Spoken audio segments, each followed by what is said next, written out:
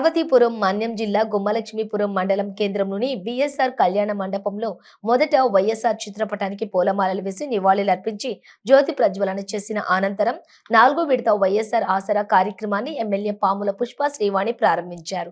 ఈ సందర్భంగా పుష్ప శ్రీవాణి మాట్లాడుతూ ప్రతిపక్షంలో ఉన్నప్పుడు ముఖ్యమంత్రి వైఎస్ జగన్మోహన్ రెడ్డి మీ ఇంట్లో ఒక అన్నగా, ఒక పెద్ద కొడుకుగా, ఒక తమ్ముడిగా ఉంటానని ఇచ్చిన హామీ మేరకు డ్వాక్రా మహిళలకు రుణమాఫీ చేసిన ఘనత జగనన్నదే అని పుష్ప శ్రీవాణి అన్నారు. గత టీడీపీ ప్రభుత్వ హయాంలో డ్వాక్రా మహిళలకు పసుపు కుంకుమ పేరుతో మాయమాటలు చెప్పి రుణమాఫీ ఇవ్వని ఘనత కూడా చంద్రబాబుదన్నారు.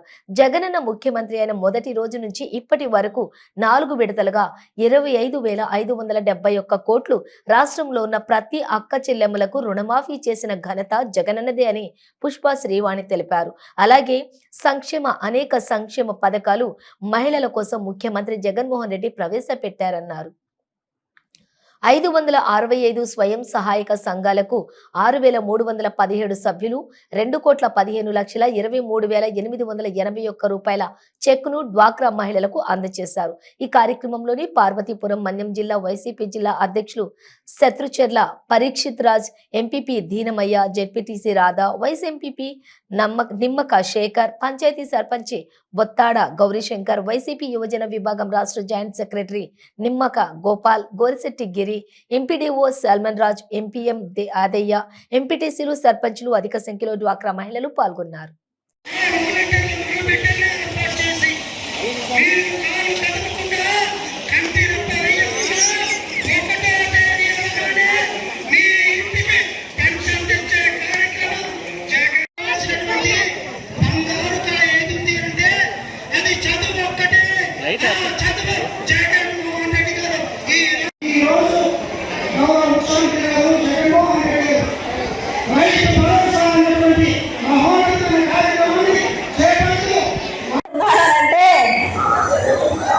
జగనన్న వల్లే కదా, జగనన్న మీద ప్రేమే కదా. ఎంతసేపు అయినా జగన్ బాబు కోసం ఎదురు చూస్తామనే కదా. కాబట్టి అందరికీ మనస్ఫూర్తిగా ధన్యవాదాలు. ఎప్పటి నుంచి మీకోసం పనిచేస్తున్నాడు ఆయన? ఎప్పటి నుంచి పనిచేస్తున్నారు జగన్ గారు మీకోసం? ముఖ్యమంత్రి అయిన మొదటి రోజు నుంచి మీకోసం పనిచేస్తారు. అమ్మఒడి వేశారా? చెయ్యి వేశారా? పెన్షన్ ఇంటికి వస్తుందా? ఆసరా పడిందా? 0 వడ్డీగా రుణాలు పడ్డాయా? రైతు భరోసా పడిందా? వాహన మిత్ర పడిందా? మీకోసం ఇంటికే వైద్యం పంపించారు. గుమ్మలక్ష్మీపురం రావాల్సి వచ్చింది.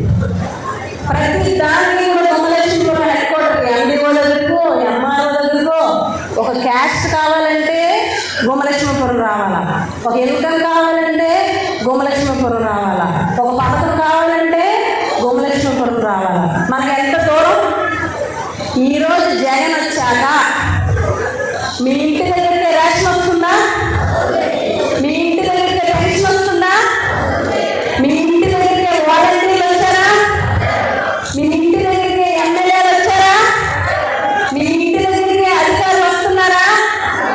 మీ ఇంటి దగ్గరికి వైద్యం వచ్చిందా? టెస్ట్ చేయడానికి ఏమో వీళ్ళందరూ ఇంటికి వచ్చి వాలంటీర్లు టెస్ట్ చేశారా? జగన్ వచ్చాకైనా, జగన్ వస్తే మన గిరిజన ప్రాంతంలో అన్ని మన కాళ్ళ దగ్గరికి వస్తాయి. 18,750 ఫిబ్రవరి నెలలో మళ్ళీ వేస్తారట.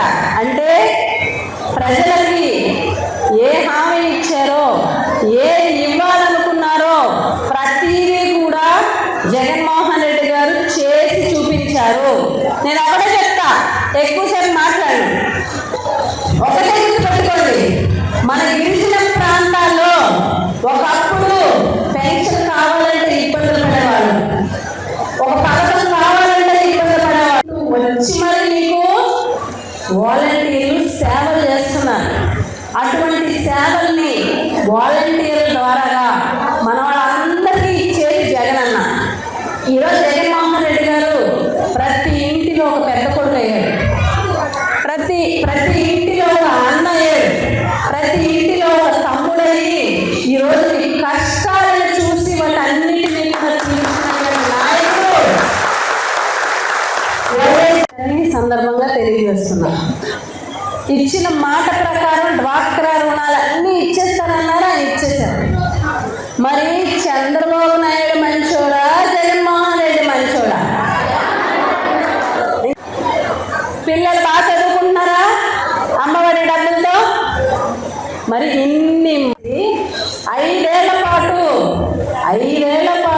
జనాలను గుర్తుపెట్టుకోకుండా, వాళ్ళకి ఏమీ చేయకుండా మళ్ళీ అలాగే ఈ యాత్ర రావడం వల్ల చాలా మంది అక్క చెల్లెమ్మలకి చాలా భరోసా కూడా అయ్యింది.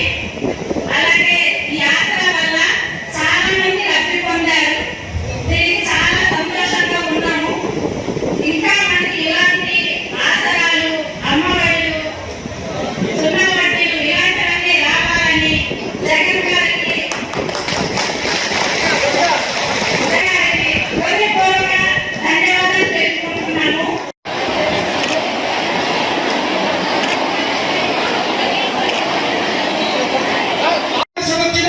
దేవాలయం లాంటి సచివాలయం